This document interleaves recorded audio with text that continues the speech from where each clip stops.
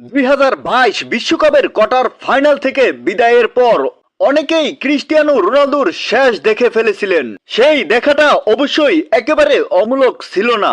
2026 বিশ্বকাপ আসতে আসতে রোনালদোর বয়স 41 পেরিয়ে যাবে। এই বয়সে কি তিনি আর বিশ্বকাপ খেলবেন? কিন্তু নামটা যে রোনালদো, অসম্ভবকেই সম্ভব করাই তার কাজ। সব সংখ্যা ও অনিশ্চয়তাকে উড়িয়ে দিয়ে ঠিকই আরেকটি বিশ্বকাপ খেলতে যাচ্ছে রোনালদো। পর্তুগাল কোচ রবার্তো মার্তিনেজের ঘোষিত বিশ্বকাপ দলে জায়গা পাওয়া এই ফরওয়ার্ড গতকাল রাতে পর্তুগালের অনুশীলনে যোগ দিয়েছেন। অনুশীলনে যোগ দেওয়ার খবর রোনালদো নিজেই জানিয়েছেন। সামাজিক যোগাযোগ মাধ্যমে দেওয়া এক পোস্টে যোগ দিতে যাওয়ার ছবি দিয়ে ক্যাপশনে লিখেছেন, বিশ্বকাপ মিশন শুরু। এ নিয়ে রেকর্ড ষষ্ঠবারের মতো বিশ্বকাপে অংশ নিতে যাচ্ছেন রোনালদো। এবার বিশ্বকাপে মাঠে নামার পর লিওনেল মেসির সঙ্গে তিনিই হবেন যৌথভাবে সবচেয়ে বেশি বিশ্বকাপ খেলা ফুটবলার। আগের 5 বিশ্বকাপে রোনালদো সব মিলিয়ে ম্যাচ খেলেছেন 22টি এবং গোল করেছেন 8টি। তবে ব্যক্তিগত রেকর্ড নয়, রোনালদো এবার পাখির চোখ করবেন বিশ্বকাপ ট্রফিতে। দীর্ঘ ক্যারিয়ারে সম্ভাব্য প্রায় সবকিছু অর্জন করলেও বাকি রয়ে গেছে শুধু বিশ্বকাপ শিরোপাটা। সেই অপূর্ণতা গুছিয়েই হয়তো ফুটবলকে বিদায় জানাবেন CR7। তবে রোনালদোর এখানেই শেষ দেখছেন না পর্তুগালের কোচ মার্টিনেজ। এক সাক্ষাৎকারে তিনি দাবি করেছেন, রোনালদোর ক্ষুধাই তাকে এ পর্যায়ে টিকিয়ে রেখেছে।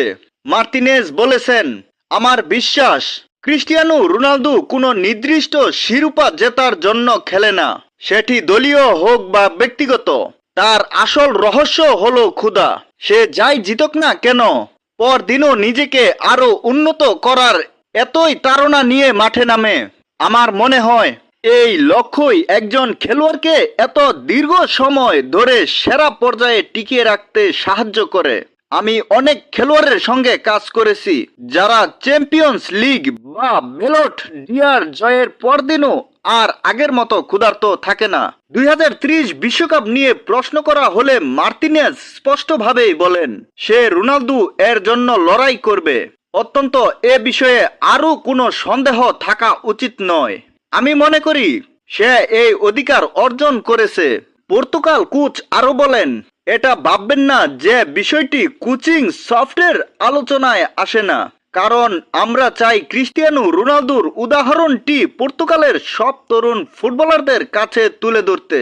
তার মানসিকতা, পেশাদারত্ব ও সাফল্যের জন্য নিরন্তর চেষ্টা, এই সবই নতুন প্রজন্মের জন্য অনুসরণযোগ্য। 17 জুন ডিআর কঙ্গোর বিপক্ষে ম্যাচ দিয়ে বিশ্বকাপ অভিযান শুরু করবে পর্তুগাল। এরপর 23 জুন পর্তুগালের প্রতিপক্ষ উজবেকিস্তান এবং 28 জুন পর্তুগাল গ্রুপ পর্বের শেষ ম্যাচ খেলবে কলম্বিয়ার বিপক্ষে। দর্শক, 2026 ফুটবল বিশ্বকাপে আপনার পছন্দের দলটি কমেন্টসের মাধ্যমে জানিয়ে দিন।